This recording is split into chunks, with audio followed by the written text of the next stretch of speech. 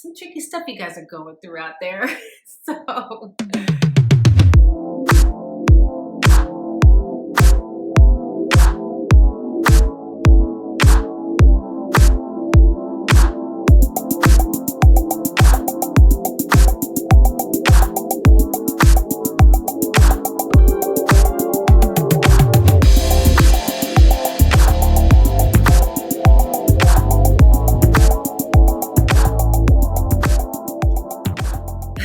welcome back to my channel. You are watching The Real Manifestation Talk with your girl Dina Haynes, where I break down Abraham Hicks and Neville Goddard manifesting techniques for the everyday person just like you. Today is Tarot Sunday, though I might end up doing tarot videos maybe just once a month as opposed to once a week. We'll see. So stay tuned. Please hit that like button if you haven't already. It really helps my channel, and I am so appreciative when you do that. You can share it, hit subscribe, the little bell icon, and comment down below, because this is an interactive channel. So whatever questions you have about manifestation, I will answer them in a video.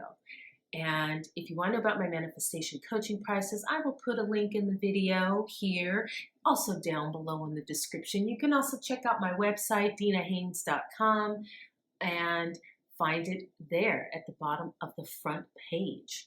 Now that that's taken care of, let's get into this week's reading. Okay, guys, so this is, I don't even know what tarot deck this is. Oh God, here we go.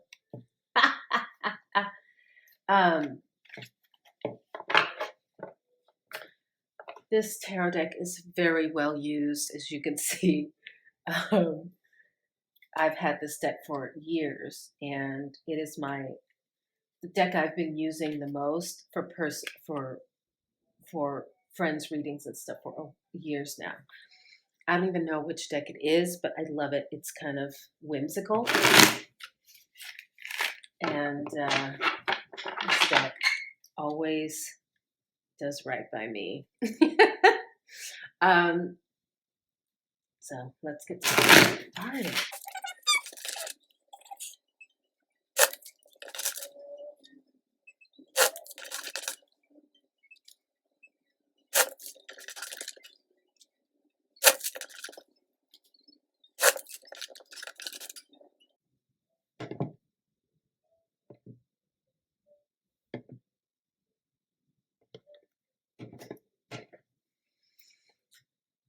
Okay, so we're just going to pull 3 cards. Let's see. Boom. The Hierophant. I feel like we got that last week. King of Pentacles. 8 of Swords. Ooh. All right, some of these are upside down. And for tarot, that makes a difference. All right, so let me give you a closer look at this card. Let's see. I wonder if that does it. The Hierophant, you can see, it almost looks like he has is that a Star of David on his shirt? There's a baby in there. He's holding a key. Oh, look at the little cow. I just love these. They're so cute. It says, you are at a stage in which you realize the need to make some changes in your outer life. You've acquired habit patterns that don't serve or benefit you any longer, and know that these have to be changed. You are experiencing a religious or spiritual urge. You know that you must make adjustments. That must be why there's that. I mean, to me, it looks like a Star of David. You know that you must make adjustments in your personal life, and you are searching for the ways and means to accomplish this. You are developing faith in your higher powers and may call upon religion, philosophy, and spiritual knowledge, to help you accomplish your goals. Such inquiry will be of great assistance. So that's why you're here. That's why you're in my channel. You're trying to figure out, okay, how can I make a change in my outer life? I think what this is saying is that I think that one of the last videos, or the videos last week, I was talking about being woke. Really the true meaning of being awoke, which to me means being awake to the fact that you're on a spiritual journey. We all are. And once you find that out, it's like you can't stuff the rabbit back in the hat. You once it's out, it's out. Your knowledge is there. You have that understanding. You can't turn back time. And now you're trying to figure out, okay, so now that I know that I'm on a spiritual journey, I have the power to create my reality. How do I do that? And that's why you're watching these videos, you're seeking that advice. But I did a video like recently where I talk about the real answers are going to come from within. You seeking advice is just seeking a way of figuring out what your next steps are. What do you do? How do you get in touch with your inner being, your God, your higher self, your angels, however you look at them. So, King of Pentacles is in reverse. It says, take care not to give your power away to an older, influential man in your life.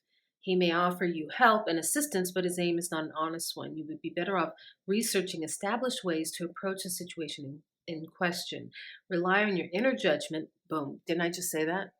And sense of personal authority. If this is a business situation and this person is offering you a partnership or a loan, you would be better off to refuse. So, this is basically what I was just saying.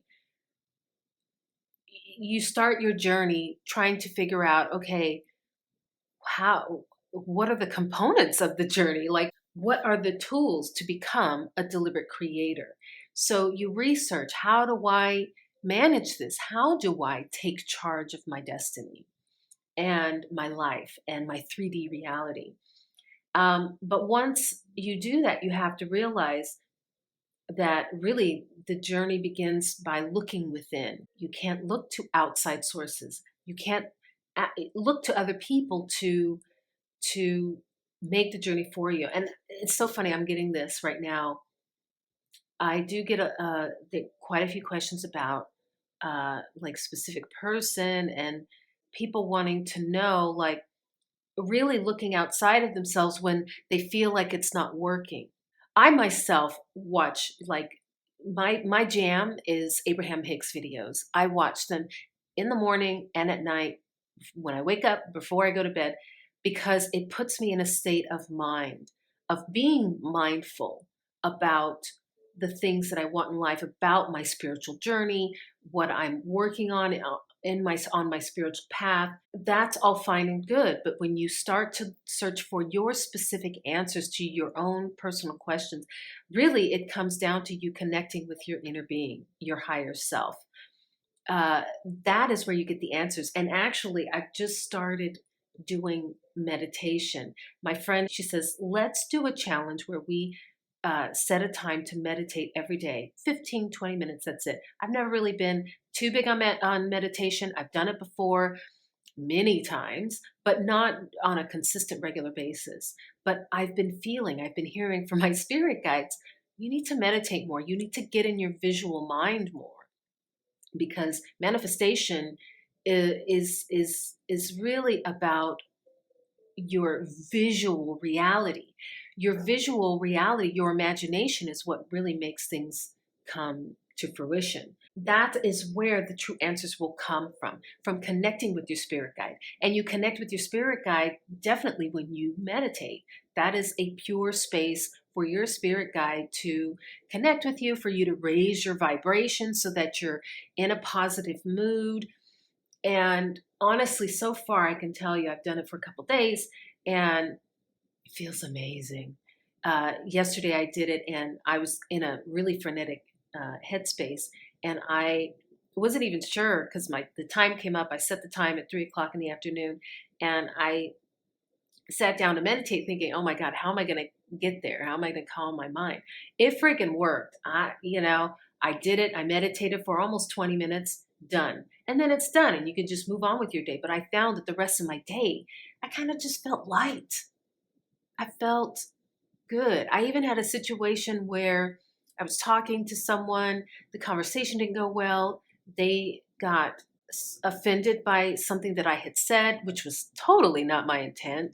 And normally I would just feel guilty and kind of beat myself up about it, because the last thing I want is to hurt people's feelings or make them feel upset. And I mean, they weren't really upset, but they felt like I was kind of stepped on their feelings a little bit somehow. Normally, I would just kind of beat myself up and literally just think about it. You know how you just run through things constantly. You just run it over because I really am. It was like I was trying to think, how could I have done it, said things better, and and then I was like, you know what, it's fine. And then I realized because they kept harping on me, like, oh, you hurt my feelings, and I was just, and I apologized, and I could tell that they wanted to stay in that space for a little bit. And I was like, okay, I've apologized. It wasn't even my intent to offend anyone. And I thought, it's done. It's done. So, anyways, the meditation helped. We'll just put it that way. It helped me to just kind of lift my vibration back up. And then I was right back where I wanted to be. Okay, so the next card, this is the Eight of Swords. It's upside down. Looks like a girl who's being controlled. Do you see that? She's got, it's just like a marionette. She's got these strings and she's being manipulated. There's swords in the ground, obviously. Her feet are turned in, which kind of makes me feel like it brings confusion. Okay. There may be some difficult news that creates the urge to escape from the present situation. This is the worst thing that can be done. No matter what the opposition may be, you should gather your strength and deal with the challenges. In any event, the situation will pass and is not long lasting in nature. Oh, it's a temporary crisis. An emotional misadventure has placed you in a very difficult situation. You have been blinded by the desire nature, limiting the ability of the mind to see things clearly. But the water is not deep, and the swords do not entirely block out the way of the situation. Because as you can see, there's gaps in them for this little girl to kind of escape. It says, you still cannot see, and there are definite dangers in your environment that must be considered. First, the blindfold must be removed. The state of muddled thinking has to be clarified and transformed. Ooh, I just think, I feel like you're kind of, there's something you're missing. It just sounds like some of you out there are going through a situation that is not serving you anymore. You're feeling this need to, it's a problem that you're confronted with that you're trying to basically kind of go around.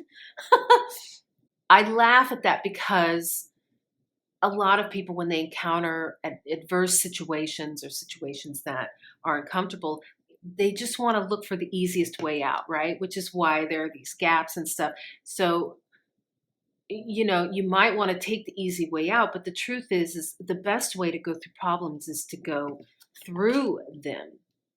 You can't go around. The problems are there for a reason. Abraham Hicks calls them contrasting events, or as she calls it, step one. So it sounds like you know, relating this to manifestation and law of attraction, you're having a step one moment, a contrasting moment where things haven't gone your way, or maybe something turned out terribly, and you're trying to figure out a way to get out of it or to get around it. But there's no going around things. That problem came into your space for a reason. It came into your space so that you could see, okay, there's something here that I shouldn't be doing and that I don't want to get involved in again. If you don't want that to happen, you have to take care of this. You have to address it now. You have to look at it realistically, assess the wrong in it, and assess what you want to separate yourself from. Whatever you're seeing in your 3D reality is something that you manifested before.